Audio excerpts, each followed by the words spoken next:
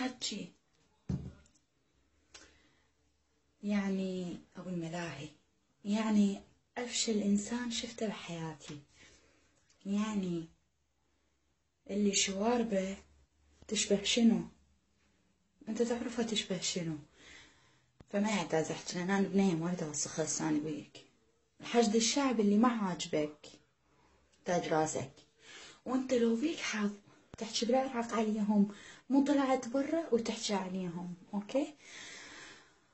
وأنا ترى أحكيك أريد أقول لك أنت لو عندك ذرة شرف ما تحكي على تاج راسك اللي حامين عرضك، ولو أنت عرضك دايح بالملاهي. يعني مصطفى الحكي نعرف يعني ذني اللي شاتن أنت قصهن عيب عليك، زين؟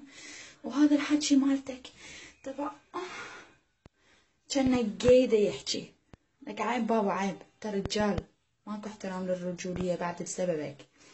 على فكرة هذا يذكرك بشي، هذا اللون يذكرك بشي، هذا شايف هذا ما هيجي احطه بعيونك اشلع حد من مكانين، هذا يذكرك بشي، هذا لون شاربك يعني عالي يا ابن النعال، مو ذاك.